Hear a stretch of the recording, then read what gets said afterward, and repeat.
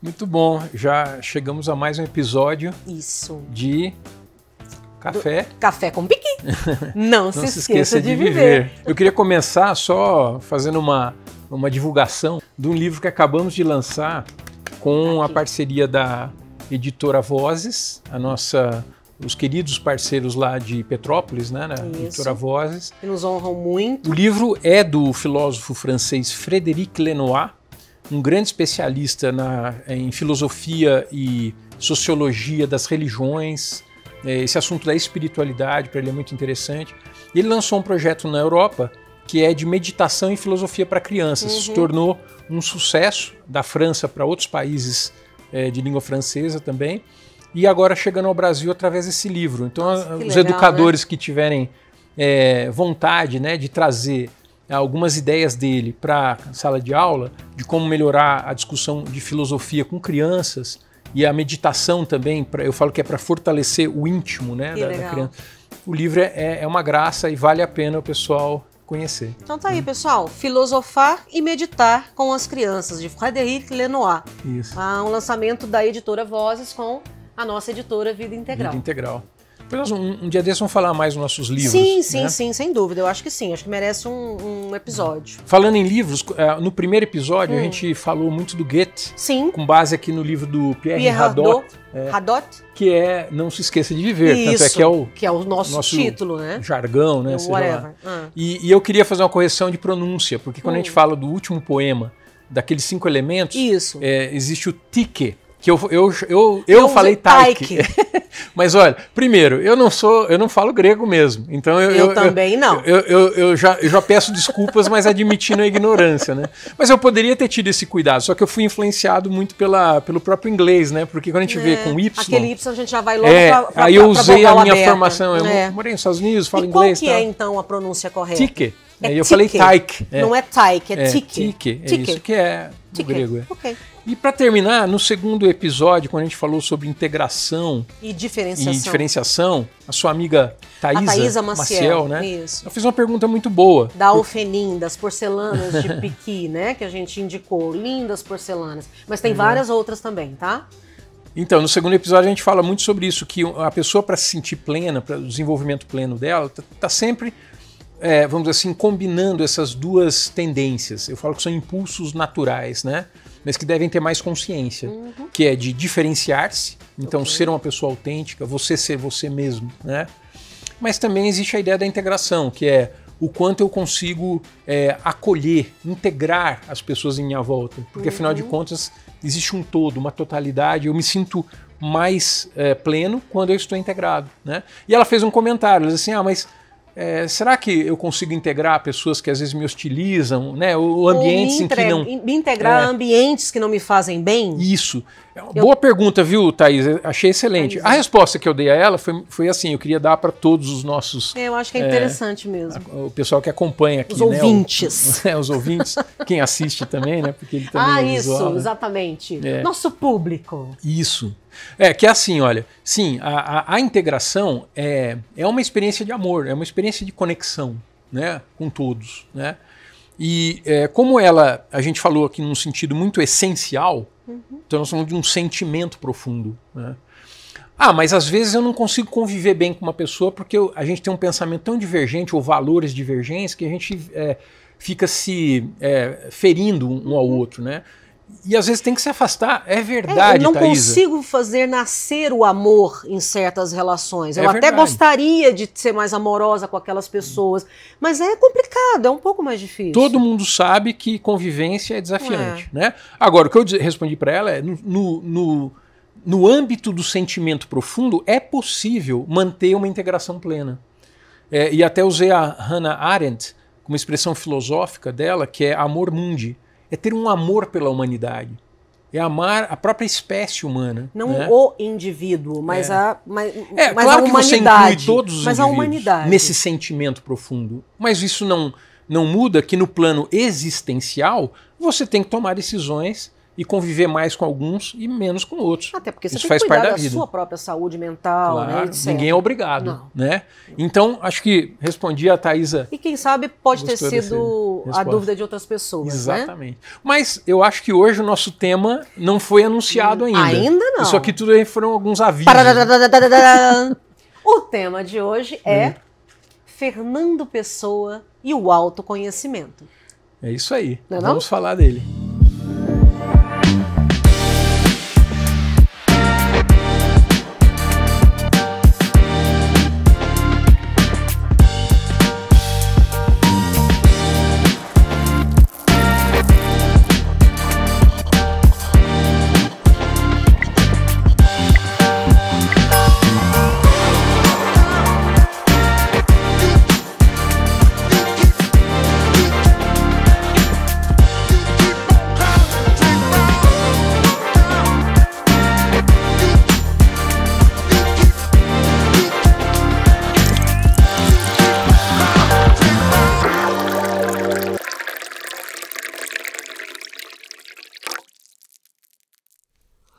E aí eu queria começar, Bela, pedindo para você ler já um poema que se chama Autopsicografia. Antes de a gente falar do poeta, um dos mais famosos dele, né? Leia o poema e a partir desse poema a gente vai tentar puxar um fio da meada para entender um pouco mais a obra de Fernando Pessoa.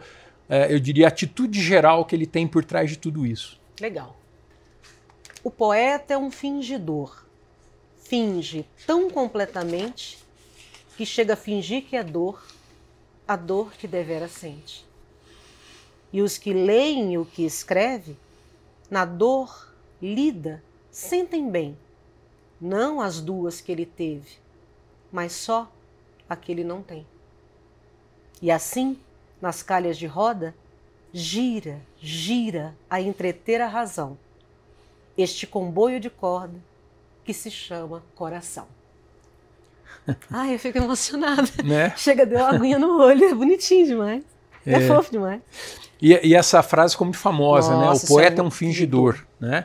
Claro.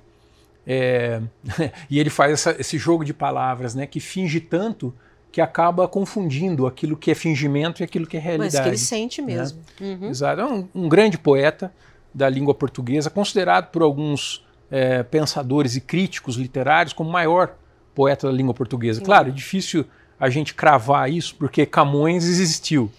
E existem outros, fases, né, da literatura muito diferentes. Né? Eu estudei Fernando Pessoa na Faculdade de Letras, fiz um trabalho de final de curso, né, sobre o poema Mensagem, ou livro de poemas. São 44 poemas chamados Mensagem. Né? Mas também precisei estudar um pouco da vida dele e da obra dele. Existem umas discussões, uns debates muito, eu diria, polêmicos, porque nunca se chega a uma visão final, né? Por que ele tinha os heterônimos, né? Foram muitos. Eu sei que você estudou Direito, você não estudou Letras, né? Mas eu sei que você conhece muita coisa de poesia e tal. Você ouviu falar, assim, por que os heterônimos? Assim, o que vem à tua cabeça? Eu me lembro que a primeira vez que me tocou discuti-los com a minha professora de literatura foi, inclusive, com a Eugênia, né? Uma professora querida. Eugênia Fraieta, professora de português e literatura aqui de Goiânia, e também uma artista plástica, ela está fazendo umas colagens lindas, enfim.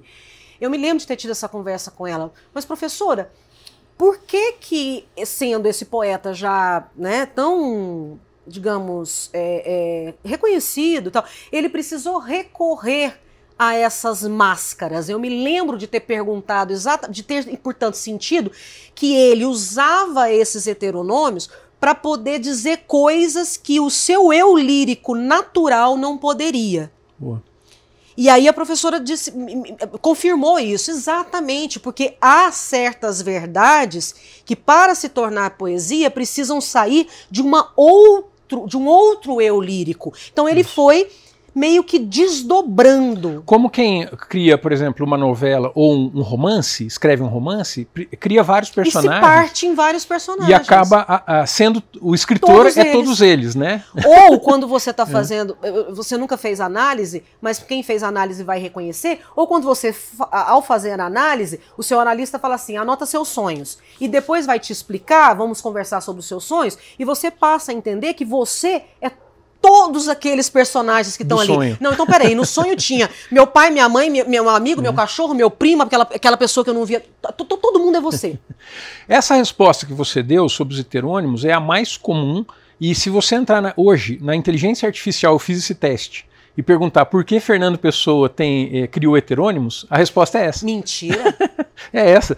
É a de que ele precisava ter, vamos dizer assim, vários personagens para poder expressar estilos e ideias que o próprio eu poético, o eu lírico dele, né, talvez não expressasse. Mas por que eu tenho a impressão que você vai contradizer a minha inteligência artificial nesse momento? Não é que eu vou contradizer. Eu vou dizer o seguinte, como eu tive que estudar bastante o assunto, eu acabei entendendo que existem outras formas de explicar isso, né? Eu tenho a minha própria hoje, mas ela está mais colada na visão de dois grandes críticos literários. Um português chamado Antônio Quadros, que já faleceu, os dois faleceram, e o outro um mexicano, Otávio Paz. O Otávio Paz ganhou um prêmio de Nobel de literatura no século XX, e escreveu um famoso ensaio sobre Fernando Pessoa. Que posiciona o Fernando Pessoa na questão da espiritualidade. Né? Ele chama Fernando Pessoa um desconhecido de si mesmo. Não é espiritualidade. Ainda não chegamos à espiritualidade. Tá. O que os dois autores vão concordar é que Fernando Pessoa tem uma questão,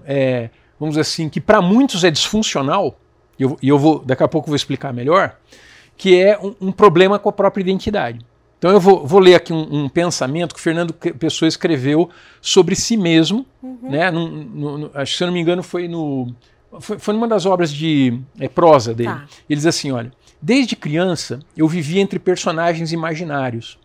Não sei bem entendido se realmente não existiam, ou se sou eu que não existo. Nessas coisas, como em todas, não devemos ser dogmáticos. Né? Então, o que a gente fala é o seguinte, olha, a resposta, eu diria, mais sofisticada, mais complexa, não é só porque ele queria se expressar em várias vozes, né? Mas é porque ele queria colocar uma representação poética e literária da dúvida identitária que ele tinha, e que conviveu com ele a vida inteira, desde criança até a morte. E para alguns, talvez, depende da linha de psicologia ou de psiquiatria que o indivíduo aborde, pode dizer assim, então isso parecia uma disfuncionalidade, uma doença, um indivíduo que não consegue entender qual é a sua personalidade. Né? Mas eu vejo diferente, eu vejo que o poeta entendeu uma questão profunda, que a identidade realmente não é fácil de revelação. Nós vivemos como se soubéssemos quem somos. E talvez seja a doença da maioria de nós, essa aceitação tácita sem questioná-la. Né? Então, olha, achamos que sabemos quem somos. Eu sou o Luciano, que nasceu não sei aonde, que estudou não sei o quê, que teve uma família assim, casou com não sei quem. E esses fatos, os acidentes e fatos, vamos dizer assim, da nossa existência, acabam sendo confundidos com quem nós somos, com a ideia identitária. Né? Mas isso tudo é uma superfície da identidade. Digamos que ele tenha resolvido bem isso, né? Então, quando divide essas identidades. Isso. Em quem busca uma... Não é que ele resolveu dividir, é que ele quis mostrar o questionamento dele. Pronto. Quando eu digo ele quis dividir, ele tomou uma decisão, assim, eu digo, consciente. Não é que ele estava...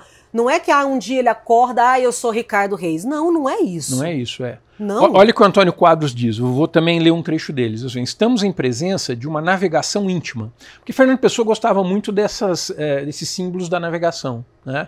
Sim, Portugal foi a grande nação das navegações na época das descobertas. Né? Escola de Sagres e por aí vai. Portugal, Espanha, mas Portugal foi iniciadora, né? Então ele utiliza muito isso. Nós estamos em presença de uma navegação íntima, à procura do graal da sua alma, ou da verdade última que ela é, para além das diversas inclinações, ou antes, para além das máscaras ou das personas que encontra dentro de si, por vezes diferentes ou até contraditórias. Sob esse ponto de vista, a obra de Fernando Pessoa procura responder àquela pergunta original de todo ser humano desperto: quem sou eu? E ainda, o que é ser eu? Pergunta não apenas antropológica, psicológica, mas também ontológica. Acho que é a pergunta do século. A grande pergunta da vida humana, que fica, vamos dizer assim, eu diria que ela está presa ou ocultada, né, ou até enterrada na dinâmica da nossa existência, na loucura dos nossos conflitos, dos nossos medos, dos nossos sentimentos, é a questão essencial, que é quem somos nós, né? Procurar essa resposta é a tarefa do poeta que ele se deu. Ele diz assim, eu vivo para isso, eu vivo para questionar. E a primeira coisa que eu preciso fazer é sair da visão tacanha de que eu seja o Fernando Antônio Pessoa, esse que é aqui, aliás, ele tinha um Antônio no nome. Ele tinha um Antônio. Esse que nasceu em Lisboa e que foi morar na África do Sul e que a mãe, perdeu o pai muito cedo, a mãe se casou de novo, ele acabou vivendo muito na língua inglesa lá na África do Sul e começa a escrever os poemas dele. Tudo isso são acidentes da existência dele, mas eu tenho que transcender isso se eu quiser questionar e procurar essa identidade mais profunda. A nova navegação para Fernando Pessoa, dos portugueses, não era mais singrar os mares, mas sim descobrir esse graal do eu profundo, assim, que está em cada um de nós e que nós praticamente desistimos de procurar, já que a vida é muito cruel, é muito dura, e a gente tem apenas que sobreviver, né? Para muitos, infelizmente, é bem essa realidade. Para muitos é buscar a sobrevivência do ponto de vista físico mesmo, né? É o que a gente diz, né? A história da pirâmide de Maslow, né? Se você cuida, provido que você tenha cuidado das coisas básicas ali, o que vai sobrar? Deveria sobrar essa pergunta. Isso. Quem eu sou? Como me tornar quem eu sou? Quando estamos em momentos de satisfação das questões básicas, deveríamos abrir nossa mente para essa busca. Ele buscou o tempo inteiro sem medo dessa busca. Ele se lançou, na minha opinião, por isso ele é mais saudável do ponto de vista psíquico do que a maioria de nós que faz de conta que sabe quem é. Entendeu a diferença? Eu acho que essa é a posição. Né? Então ele toma os heteronômios para essa busca. Isso. Por isso que eu queria que você lesse o próximo poema que você tem. A gente tem uma lista, né, de poemas, e eu queria mais ler poemas do que falar. Mas vamos fazer as duas coisas, a gente vai alternando aqui. Qual é o próximo? A Montanha por Achar. A montanha por achar há de ter, quando a encontrar, um templo aberto na pedra, da encosta onde nada medra. O santuário que tiver, quando o encontrar, há de ser na montanha procurada e na gruta ali achada. A verdade, se ela existe, ver-se-á que só consiste na procura da verdade, porque a vida é só metade. Pronto. Esse é um poema que, vamos dizer assim, revela algo sobre a percepção que Fernando Pessoa tinha da realidade. Ele sempre foi um agnóstico, e eu quero explicar um pouco o que significa isso, né?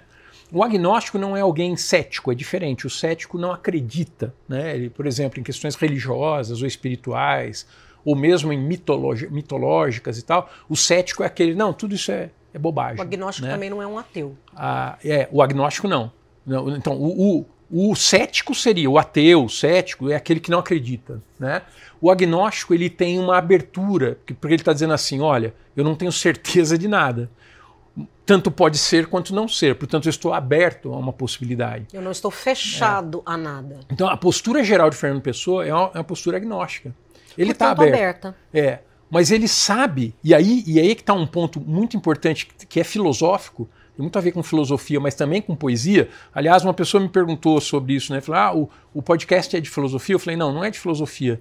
Ele é de desenvolvimento humano, mas a filosofia e a poesia, nesse caso, estarão a serviço do desenvolvimento humano, né? Assim como a ciência. Isso. Então, é um ponto da filosofia dizer o seguinte, olha, Kant foi muito importante nisso, quer dizer, até que ponto a nossa capacidade perceptiva, vamos dizer assim, os nossos sentidos, os 5 sentidos famosos, né? E também a nossa inteligência, a nossa percepção mental, nosso pensamento, até que ponto isso está nos dando informações reais? Será que a nossa cognição é uma caixa em que estamos presos a certos preconceitos e percepções limitadas? Ou esses óculos ou a gente enxerga mais do que isso? Ou isso aqui não está bom, né? Percebe o último? Você pode ler os últimos dois versos? Os últimos 2 versos são incríveis, né? A verdade, se ela existe, ver-se-á que só consiste na procura da verdade, porque a vida é só metade. Veja, então A verdade é a própria procura da verdade, porque nunca se encontra essa verdade. E é metade. Por que não se encontra essa verdade? Porque a nossa capacidade cognitiva é sempre limitada, né? Ah, mas Luciano, e a ciência? Ela não está nos dando a verdade? Eu falo, não, a ciência, eu respeito muito a ciência. Tanto é que... So far, mas né? tem um futuro mas a ciência, ela é limitada por um processo que explica fenômenos. E cada vez melhor. Então ela vai evoluindo ao longo dos séculos. Você pegar a ciência do século XIV, da Idade Média, versus agora... Pega a medicina de 1900 versus agora, é um absurdo. Mas a ciência explica fenômenos, né? Desde o fenômeno físico, da astronomia, né? Desse universo das estrelas em que vivemos, até um fenômeno do nosso corpo humano, né? A biologia e tudo mais. Mas ela não é capaz de explicar, por exemplo, os porquês, o sentido profundo das coisas, né? Ou mesmo a totalidade, né? Essa é uma tarefa da filosofia e a filosofia acaba especulando muito, porque a razão sempre tem seus limites, como Kant mostrou. Então nós nunca chegamos ao quê das coisas, o essencial das coisas. Nós sempre chegamos ao que eu chamo de superfície do saber. E Fernando Pessoa tinha muita consciência dessa limitação. Bom, isso é muito importante. Para usar a metáfora náutica, né, ele mergulhava mesmo, né? Ele conseguia mergulhar. Vamos para o próximo poema, então. Eu queria que você lesse. Esse é um encanto de poema, se chama Ela Canta, Pobre Ceifeira. Todo ele ou só essa marcação aqui? Não, vamos ler todo ele, vale a pena. Ela canta, pobre ceifeira, julgando-se feliz talvez. Canta e ceifa, e a sua voz cheia de alegre e anônima viuvez ondula como um canto de ave, no ar limpo como um limiar. E há curvas no enredo suave do som que ela tem a cantar. Ouvi-la alegra e entristece. Na sua voz ao campo e a lida, e canta como se tivesse mais razões para cantar que a vida. Ah, canta, canta sem razão, o que em mim sente está pensando. Derrama no meu coração a tua incerteza voz ondeando. Ah, poder ser tu, sendo eu, ter a tua alegre inconsciência, e a consciência disso, ó céu, ó campo, ó canção. A ciência pesa tanto e a vida é tão breve. Entrai por mim dentro, tornai minha alma vossa sombra leve. Depois, levando-me, passai. Ele começa, né? É interessante como tudo em Fernando Pessoa se torna uma espécie de enigma, né? Porque ele sempre vai para esse lugar do mas nós não entendemos. Né? Parece que ele não está falando de nada. mas primeiro ele começa observando uma ceifeira, uma mulher, né? Em que ele enxerga uma beleza, uma suavidade, uma leveza, mas principalmente... Pensa, ela está lá, ó o trabalho dela, ela está ceifando. Ó. Isso. Mas ele realça nela e exalta nela a sua inconsciência. É interessante porque há poemas dele, há outros poemas em que ele volta a dizer a mesma coisa. Ele diz assim, como se ele estivesse rezando num dos poemas, assim, ó Senhor, por que não me devolves a minha inconsciência? Né?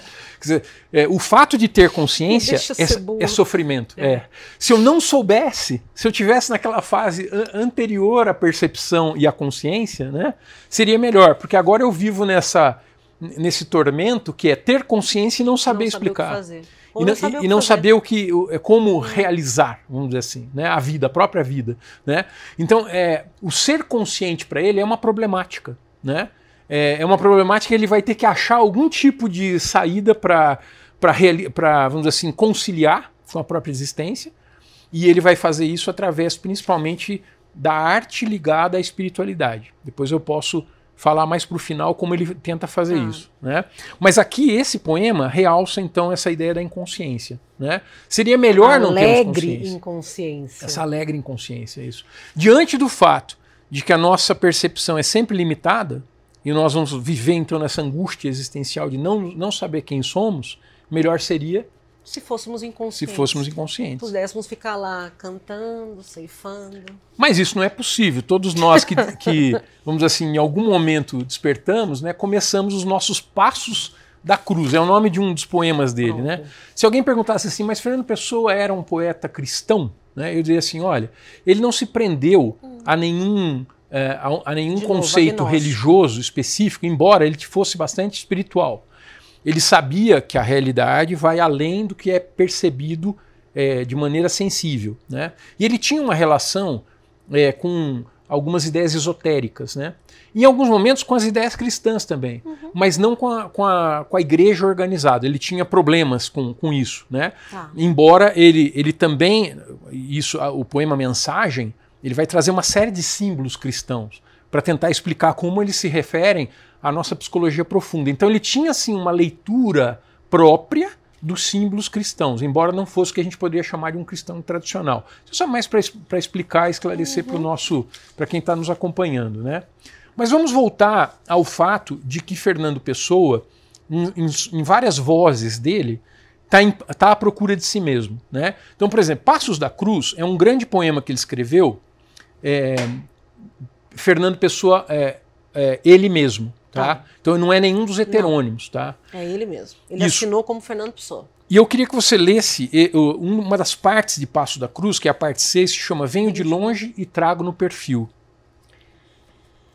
Venho de longe e trago no perfil, em forma nevoenta e afastada, o perfil de outro ser que desagrada ao meu atual recorte humano e vil.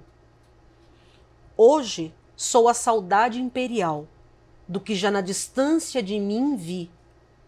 Eu próprio sou aquilo que perdi. Vejam como... ele está sempre... É como se ele estivesse sempre fazendo uma brincadeira de gato e rato, né? Isso, com a identidade. Né? Quando parece que ele vai dizer esse sou eu, o meu perfil, né? Ele vai desmontar, ele desmonta esse perfil. Porque ele se perde sempre de si mesmo. Por isso que eu quero voltar ao nome do grande ensaio do Otávio Paz. É maravilhoso esse ensaio. Está num livro. De mim, está num livro da. Depois eu preciso pegar e dar a referência pessoal. Sim. Quando a gente colocar aqui, no ar, a gente põe na referência. Mas está aqui, já posso dizer. Está nesse livro da editora Perspectiva, tá?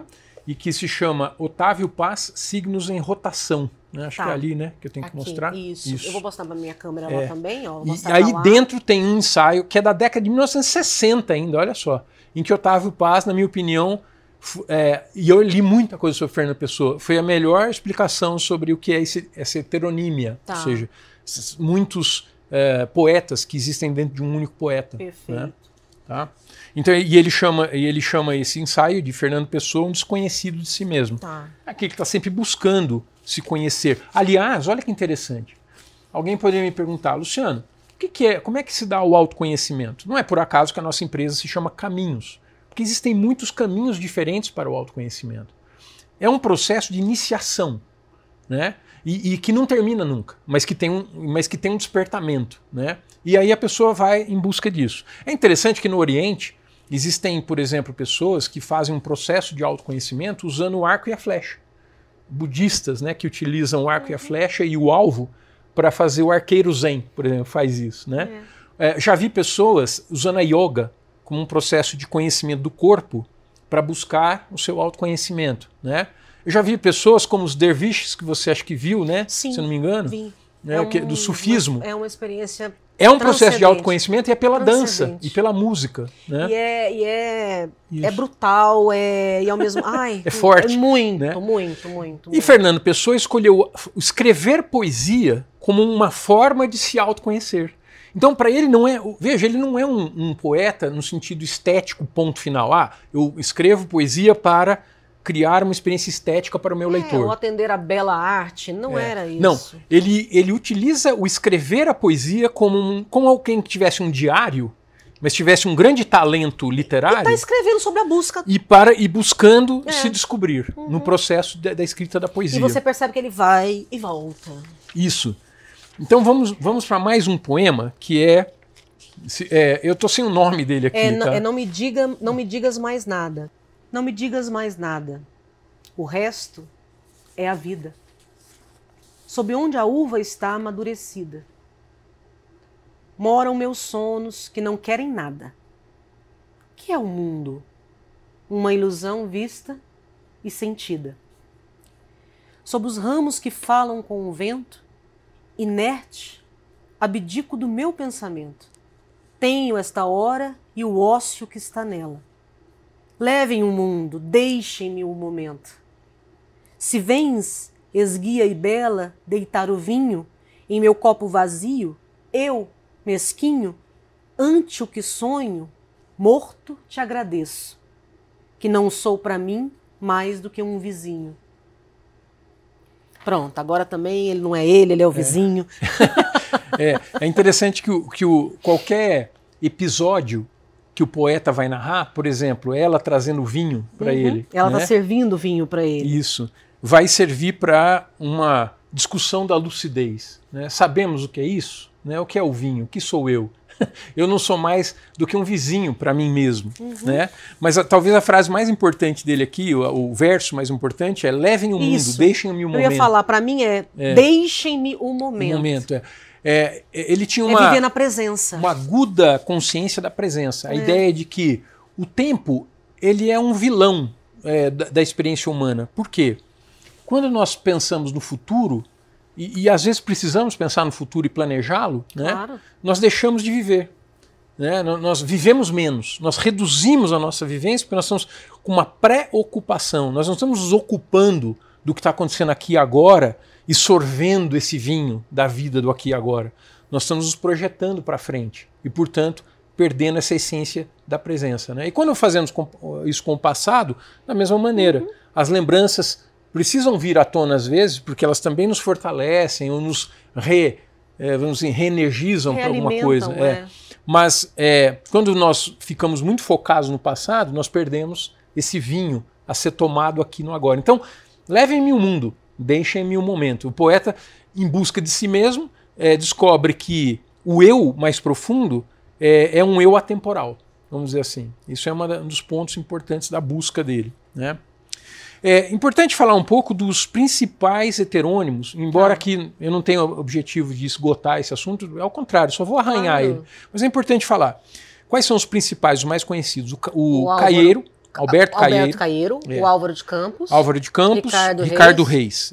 E aí o próprio Fernando Pessoa, isso, como um nome dele mesmo. Bom, e existem muito mais. Mas eles são quantos? Ele chegou a mais de 100, 110. Alguém que catalogou num livro famoso aí dos heterônimos chegou a 114, se não me engano. Entendi. Mas a maioria é um pouco, vamos assim, sem expressão. Né? Os maiores são esses três. Né? E é interessante isso. Olha, o Caeiro, só para dar uma característica breve de cada um. O Caeiro, ele é o que a gente chamaria de um poeta que gostaria de existir antes das palavras. Por quê? Vamos dizer que o que ele está tentando é voltar a uma forma primitiva que a criancinha tem, quando ela ainda não fala. Quando ela ainda não está condicionada, né? Por quê? Porque as coisas que estão, a experiência sensória já é a vida. É uma página em branco. Quando eu chamo árvore de árvore, eu já estou perdendo um pouco da árvore. Mas se eu estou diante da árvore e ela está ali, essa é a experiência mais plena. Entendeu? Então o Caeiro gostaria que não houvesse palavras entre ele e as coisas. Caeiro me lembra, então, aquela música da Marisa Monte com a Carminho, né? É a Carminho? Que ela fala o nome para chamar de seu. Né? Você pode chamar de língua, sabará, coelho. Boa. Né? Bom, o segundo é o Álvaro de Campos, que já está numa intermediação. Ele já vai utilizar a linguagem com o prazer da linguagem. Tá. Mas ele é sensacionista, que significa que ele dá grande valor às sensações. Então ele está saindo daquela fase de só sensações para sensações pelas palavras. É como se houvesse aí um desenvolvimento de uma criancinha para uma criança mais... um adolescente, um pré-adolescente. E a poesia do Álvaro de Campos ele é visceral, né? Ela vai ser aquele que vai falar. E a gente tem um poema dele que a gente vai ler daqui a pouco. Aliás, vamos fazer tudo isso. De todas as maneiras. Lê pra gente Álvaro de Campos, que é um dos heterônimos é o sensacionista. Quando alguém fala que conhece Álvaro de Campos / Fernando Pessoa, geralmente cita esse poema, né? Vamos lá. Sentir tudo de todas as maneiras, viver tudo de todos os lados, ser a mesma coisa de todos os modos possíveis ao mesmo tempo, realizar em si toda a humanidade de todos os momentos, num só momento difuso, profuso, completo e longínquo. Multipliquei-me para sentir. Para me sentir, precisei sentir tudo. Transbordei, não fiz senão extravasar-me. despi-me, entreguei-me. E há em cada canto da minha alma um altar a um Deus diferente. É interessante esse poema porque quando o poeta vê que não tem ainda uma solução para a sua identidade, ele então quer se esparramar, ele quer estar em todos os lugares, ele quer sentir tudo de todas as maneiras. Talvez seja essa a forma de resolver o problema identitário, ser tudo, né? Que, aliás, é a visão da não-dualidade. O não-dualista, né, é aquele que tem uma experiência de consciência em que se sente conectado a tudo. É como se não houvesse separação. Até mesmo Einstein escreveu um texto sobre isso, né? Os físicos quânticos também. Então, existem várias mentes que parecem sentir essa unidade total, né? E o Fernando Pessoa, eu percebo isso. Ele tá me dizendo assim nesse poema: sim, eu não posso explicar a realidade, nem mesmo quem sou eu, mas eu posso sentir tudo. Sentir não é explicar. Não. O sentimento está aberto à totalidade. Eu posso sentir, eu posso viver, eu posso ser, eu posso realizar. Olha só, realizar em si toda a humanidade de todos os momentos. Sim. É como quem lesse a história e fosse todos os personagens. Né? O Walt Whitman também tem isso, porque ele escreveu o poema. É um poeta americano, norte-americano, que inspirou muito Fernando Pessoa. Fernando Pessoa chegou a escrever um poema em homenagem ao Walt Whitman. E o Whitman, ele tem um poema chamado Canção de Mim Mesmo. Quem sabe a gente traz ele aqui também. É verdade, né? Vamos. Porque para um episódio. Dá para fazer também um episódio Whitman e o autoconhecimento. Isso. Mas vamos ler mais uma... Mais um Álvaro? Aí eu vou pular o Álvaro, vamos direto para o Ricardo Reis, porque a gente já está indo para o final. O Ricardo Reis, então, é uma outra pessoa, um outro heterônimo, né? E vejam como ele também, apesar de ser outro heterônimo, outro estilo, outra forma de poesia, ele também vai questionar a identidade. Vejam que o que liga a todos os heterônimos o questionamento de Fernando Pessoa. É a dificuldade de saber quem sou. É o Fernando Pessoa querendo mergulhar. Isso. Vamos lá, então.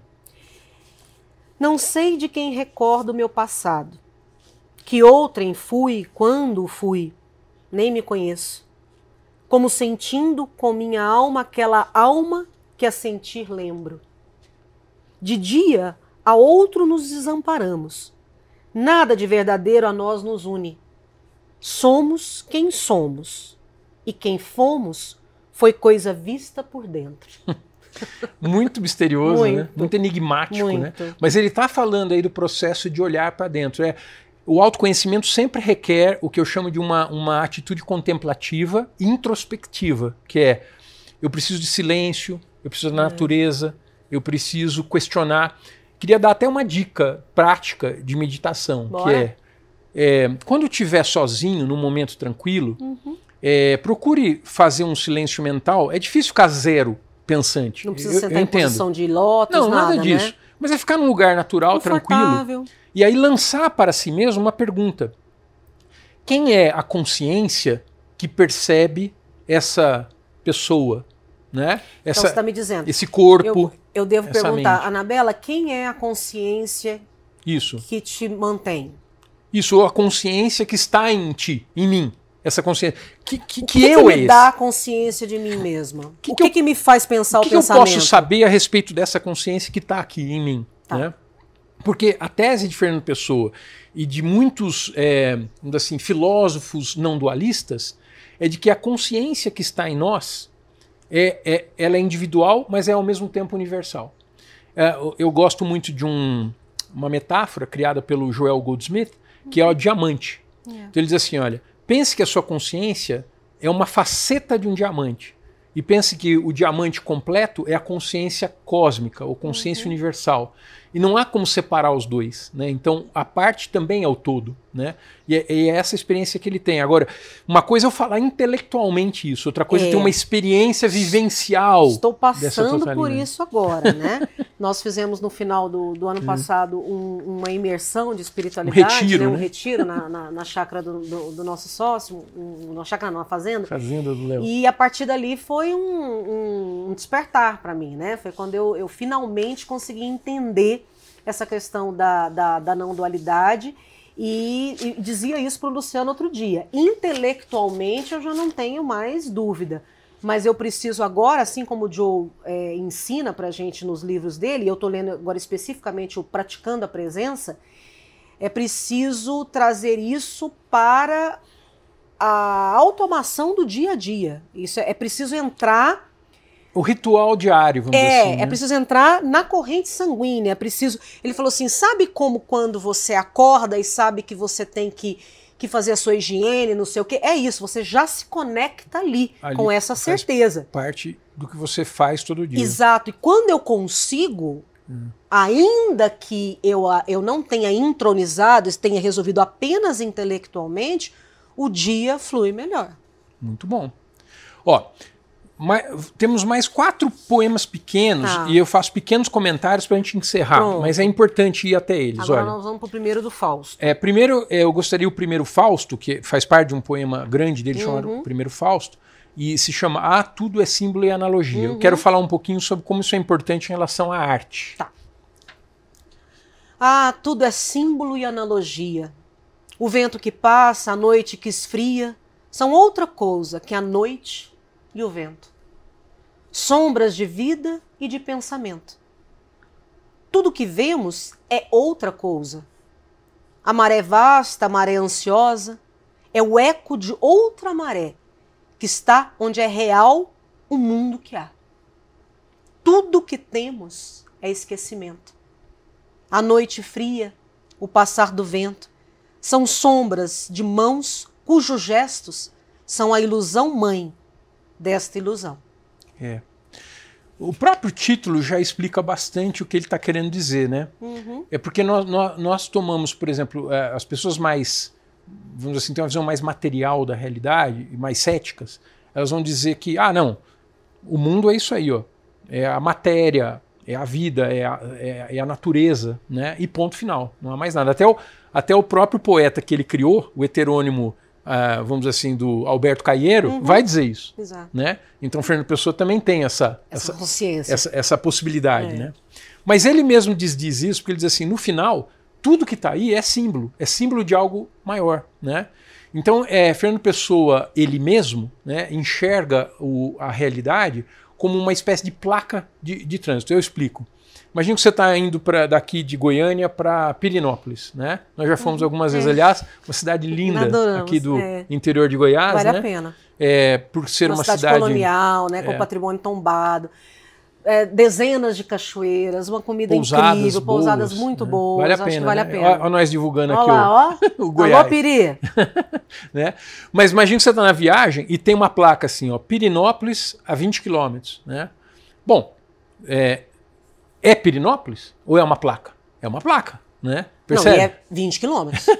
A 20 quilômetros. Há uma indicação, né? O que ele está dizendo no caminho. O Fernando Pessoa diz assim, olhe para a natureza como quem olha para uma placa. Tudo que está aqui é uma placa que indica a realidade que transcende a tudo isso. Ao mesmo tempo está imanente a tudo isso, mas também é transcendente a tudo isso. A palavra filosófica para isso é panenteísmo, tá?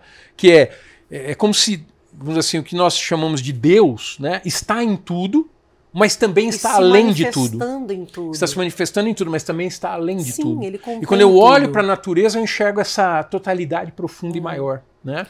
Sabe que hoje eu estava entrando aqui no condomínio, voltando da ginástica, e eu não sei o que eu estava ouvindo no rádio, eu não estava ouvindo podcast, eu estava ouvindo rádio, portanto eu estava ouvindo qualquer dessas notícias, qualquer dessas barbaridades aí do mundo.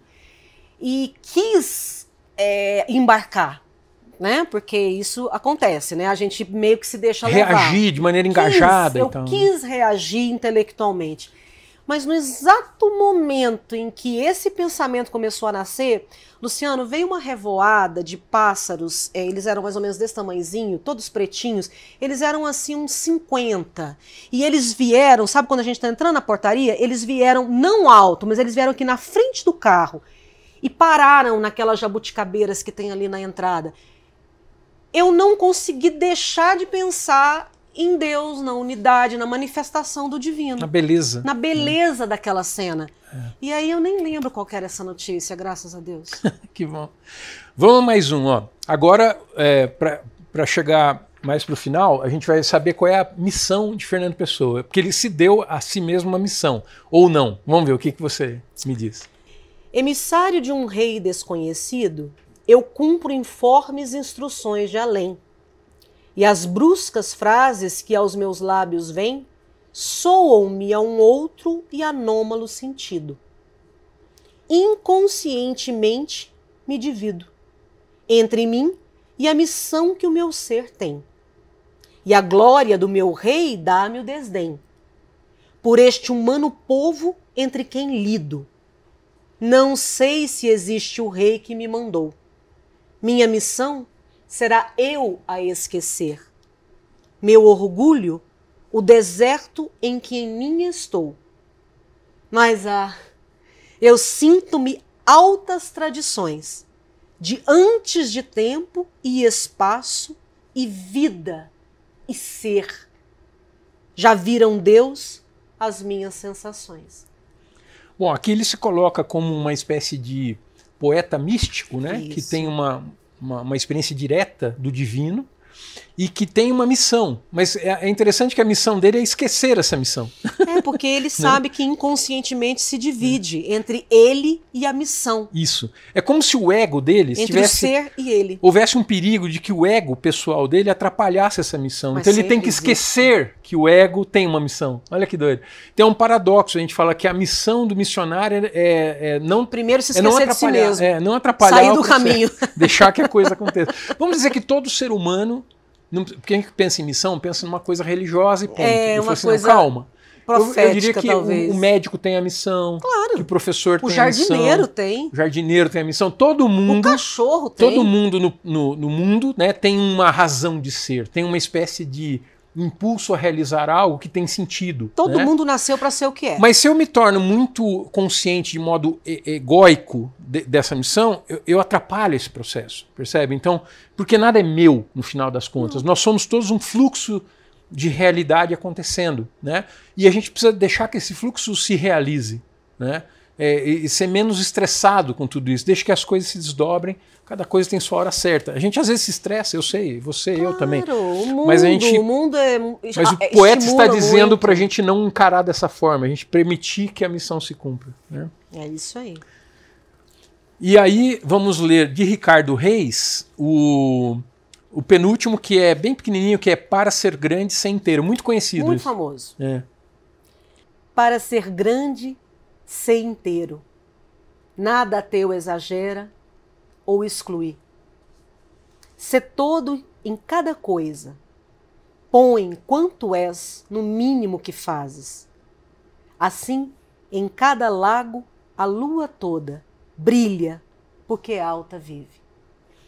Eu acho fantástica essa imagem, né, que ele cria, que uma única lua brilha em todos os lagos. Todos os mares. Em todos os mares. Ele está se refletindo em todas as superfícies da água, né, na todas. Terra. E ela é a lua cheia, ele dá uma ideia de lua cheia, né? É porque ela vem e dá aquele rastro, assim, né? É bonito demais. Eu me lembro que o Maurício tem uma camiseta, aliás, ele está com essa camiseta, que diz assim... Apaixonados por excelência. Por excelência, né? Então, o Maurício faz parte aqui da equipe, o Marcos e o Maurício, os dois irmãos que nos ajudam. O pessoal atrás da claquete. Que fazem acontecer esse podcast. Aqui a gente tem que agradecer. Inclusive, a gente recebeu muitos elogios sobre a estética, a mudança do primeiro para o segundo. É isso, a gente vai aprendendo, a gente está só começando. Mas a gente quer agradecer ao Marcos e ao Maurício por isso também. Mas aquela frase de esse amor à excelência é o que o Fernando Pessoa está dizendo assim, olha, tá bem, eu não sei exatamente quem eu sou, nem o que é a realidade. Nenhum de nós tem uma resposta final para explicar a realidade. Né? Nós temos crenças, temos valores, temos buscas, né, pela verdade. Caminhos. Mas o que é que você faça nesse mundo, procure fazer com aquele senso da missão, né, de quem está devotado ao fazer. Independente da sua profissão, da sua posição social, faça o seu melhor. Eu sempre digo para os jovens, porque eu treino jovens, né, nessa área da liderança e do trabalho, da excelência, eu falo assim, olha, não tenha medo de se entregar ao trabalho com verdadeira devoção, fazer bem feito, né? Fazer como se quisesse, mesmo que você né? ache que, sei lá, você tem um líder que tá, um chefe que está te explorando, alguma coisa ou que assim. você está ganhando pouco, não sei o quê. Isso acontece, normal, né? Mas eu digo assim, olha, não é por isso que você deveria fazer mal feito. Porque ao fazer mal feito, quando você faz mal feito, você apenas está criando um currículo para si mesmo de coisas mal feitas. Assim, a sua qualidade deve ser consciente, né? E independente, incondicionado. Claro que você vai buscar o melhor emprego, a melhor situação. Com o tempo você vai encontrar. Mas para chegar nisso também é preciso fazer sempre o melhor. E aí é o que Fernando Pessoa está dizendo. E como poeta ele fez isso de maneira esplêndida. E para terminar, uma despedida dele. É um poema que eu achei de Álvaro de Campos, que é uma... Porque a obra dele é muito grande, né? E eu escolhi alguns poemas para hoje. E para terminar, esse da partida. Partir. Nunca voltarei. Nunca voltarei, porque nunca se volta. O lugar a que se volta é sempre outro. A gária a que se volta é outra. Já não está a mesma gente, nem a mesma luz, nem a mesma filosofia. Partir, meu Deus, partir. Tenho medo de partir. Eu quero terminar dizendo o seguinte, estou trabalhando agora e não tenho uma previsão de quando, né, em escrever um livro sobre Fernando Pessoa, né? O título vai ter muito a ver com essa ideia da identidade, né, da busca da identidade, né? A primeira parte do livro é uma explicação desse poeta em busca de si mesmo, né, que é desconhecido para si, e a segunda parte é uma ilustração desse mergulho, dessa navegação íntima que ele faz, como diz o Antônio Quadros, né, fazendo uma explicação sobre o livro Mensagem dele, né? É um livro maravilhoso, cheio de simbologia, mas difícil de explicar. E eu coleciono algumas explicações muito boas, concordo com alguns mais do que outros, e tenho minhas próprias visões. Então eu quero fazer a minha própria pesquisa, minha própria interpretação do livro Mensagem, né? Então a primeira parte explica a obra de Fernando Pessoa como um todo, e a segunda é uma espécie de explicação da mensagem. Vamos visitar o Real Gabinete Português lá no Rio de Janeiro, para ver? Eu já pesquisei no acervo, tem assim N obras a respeito da mensagem. Vamos? Em 1912, eu vou terminar com essa frase, ele diz assim, olha, ele escreveu isso, né? E veja, a ideia de que Portugal não terminou sua missão, que aquela ideia das navegações foi só um preâmbulo a algo maior. Então ele vai dizer assim, olha, e a nossa grande raça partirá em busca de uma Índia nova, que não existe no espaço, em naves que são construídas daquilo que os sonhos são feitos. E o seu verdadeiro e supremo destino, de que a obra dos navegadores foi obscuro e carnal anti-arremedo, realizar-se-á divinamente. Esse é um texto que ele escreveu então em 1912. Né? Eu acredito que a humanidade está em busca de si mesma e que Fernando Pessoa é uma dessas mentes brilhantes que ajuda a humanidade a prosseguir no caminho dessa busca. Obrigado pela leitura. Imagina, eu que agradeço a oportunidade de conseguir dar voz a coisas assim tão significativas, nesse dia significativo. Porque o pessoal da Podesfera sabe, né, que a gente acaba gravando com antecedência, isso aqui vai pro ar no final de... Não sei ainda, né, quando vai, mas... Mas hoje é dia 27 de março e hoje é aniversário do Luciano, hoje ele faz 60 anos. E eu gostaria de deixar aqui, então, de público, os meus desejos de profundo parabéns para você, assim, que você siga aprendendo e nos ensinando a não se esquecer de viver. Legal. Eu escrevi hoje de manhã, né, num post, assim, as nossas convenções sociais são curiosas. Eu fui dormir adulto e acordei idoso. Oh, meu Deus! Mas eu não me sinto idoso. Ixi lá. É isso aí. Não se esqueça de viver.